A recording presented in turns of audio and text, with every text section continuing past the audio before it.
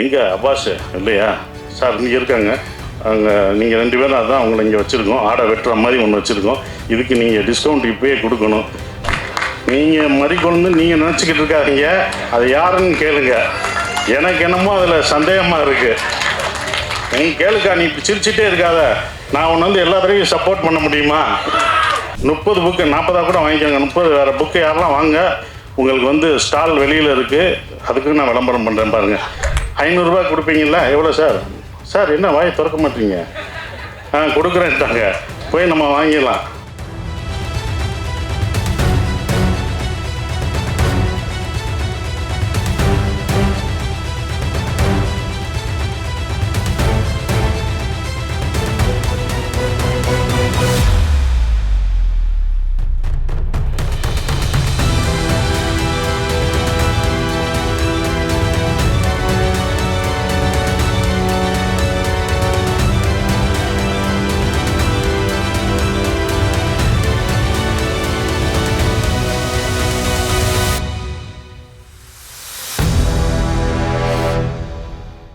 எல்லோருக்கும் வணக்கம்.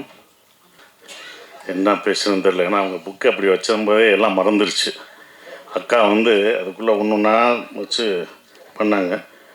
ஒரு 2010 நினைக்கிறேன், சாரு அவருடைய புத்தக விழாவில் அவங்க பக்கத்தில் தான் உட்காந்துருந்தேன். அதுக்கப்புறம் இப்போ தான் உட்காந்துருக்கேன். அப்பவும் இப்படி தான் குறிப்பு எடுத்துகிட்டு வந்தாங்க. நான் எதுவுமே எடுத்துகிட்டு வரல, படிக்கலை.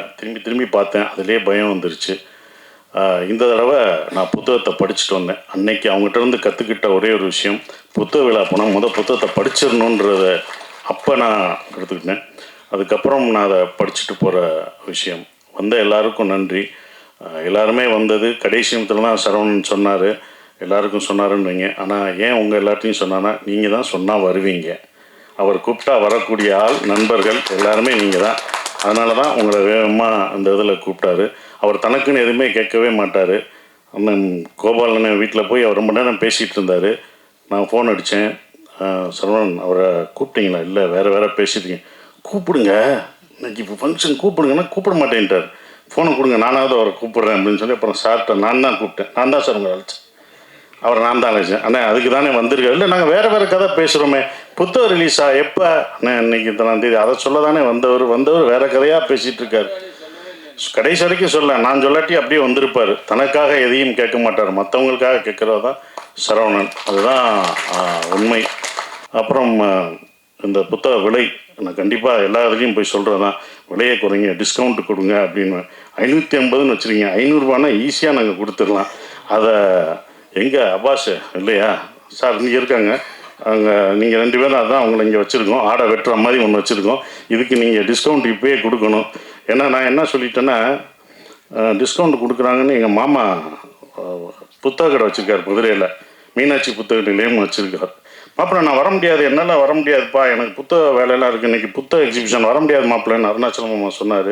புத்தக கடை வச்சுருக்காரு அவர். வரமாட்டேன். இல்லை மாமா, நீங்கள் இங்கே வந்தீங்கன்னா அவர் டிஸ்கவுண்ட்டு தருவாங்க, நீங்கள் ஒரு 30-40 புக்கை வாங்கிடலாம் அப்படின்னு வேறு கூப்பிட்டு அவனும் வந்துட்டார். முதல்ல அவர் தான் வந்தார். ஐயோ நம்ம வேறு சொல்லிட்டோம். மாமா வாங்கிடுவீங்கல்ல? எத்தனை புக்கு? 30 புக்கு 40 கூட வாங்கிக்கோங்க. 30 வேறு புக்கு யாரெல்லாம் வாங்க. உங்களுக்கு வந்து ஸ்டால் வெளியில் இருக்குது. அதுக்கு நான் விளம்பரம் பண்ணுறேன் பாருங்கள். ஸ்டால் வெளியில் இருக்குது. 500 ரூபா கொடுப்பீங்களா? எவ்வளோ சார்? சார் என்ன வாயை திறக்க மாட்டீங்க? கொடுக்குறேன்ட்டாங்க. போய் நம்ம வாங்கிடலாம். ரொம்ப சந்தோஷம். இந்த கதையில் எனக்கு ரொம்ப பிடிச்சது. ஏன்னா புத்தகத்தை பற்றி பேசணும், எல்லாம் பேசிட்டாங்க. வெயில் சார் புத்தகத்தை பற்றி ரொம்ப அழகாக சொல்லிட்டாரு. அக்காவும் ரொம்ப அழகாக சொல்லிட்டாங்க, ரொம்ப சிறப்பாக சொல்லிட்டாங்க. ஸோ இதில் கிளைமேக்ஸ் முடிக்கும்போது தான் படத்தில் என்னவா முடிக்க போகிறீங்க அப்படின்றது தான் இந்த இதில் தொடர அப்படியே நிப்பாட்டியிருக்காரு. ஏன்னா அந்த மறிக்குழுந்துக்கு என்னாச்சு அப்படின்றது ஒன்று, சூரியும் மார்ட்டினும் என்னானாங்க அப்படின்ற மாதிரி தான் உங்களுக்கு இந்த நாவல் முடியும். முடித்தோடனே என்ன அடுத்த நாவல் எப்போன்னு கேட்பீங்க. கண்டிப்பாக கேட்பீங்க. பார்ட் 2 தான் அதை வச்சுருக்காரு. இது படமாக வந்து அதான் தயாரிப்பாளரும் ரெடி ஆகிட்டார், நடிகரும் ரெடி ஆகிட்டார். இனி டைரக்டர் தான் ரெடி ஆகணும். எப்போன்னு அவர்கிட்ட தான் இருக்குது. அது கலாக்கா கேட்டு சொல்லுவாங்க. மறிக்குழுந்து நீங்களான்னு கேட்டுக்கோங்க. நீங்கள் மறிக்குழுந்து நீங்கள் நினச்சிக்கிட்டு இருக்காதீங்க. அது யாருன்னு கேளுங்க. எனக்கு என்னமோ அதில் சந்தேகமாக இருக்குது. நீ கேளுக்கா, நீ இப்படி சிரிச்சிட்டே இருக்காத. நான் உன்னை வந்து எல்லா தடவையும் சப்போர்ட் பண்ண முடியுமா? அந்த மறிக்குழுந்து எனக்கு என்னமோ எழுத்துலையோ அதுலையோ நீங்களாக இருப்பீங்களான்னு தெரியல. அதை விளக்கணும் சார்.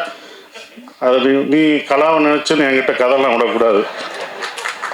அது அவங்க நம்புவாங்க, கலாக்கா நம்புவாங்க, இவங்கெல்லாம் நம்புவாங்க, நான் நம்ப மாட்டேன். அந்த மறிக்குழுந்து யாருன்னு சொல்லி ஒரு புத்தக விழா மாதிரி நான் பார்க்கவே இல்லை. அதனால தான் எல்லாமே ரொம்ப ஜாலியாக எல்லாமே நீங்களும் நாங்களும் எல்லாம் பேசிகிட்டு இருக்கோம். இது ஒரு குடும்ப விழாவாக பார்க்குறோம்.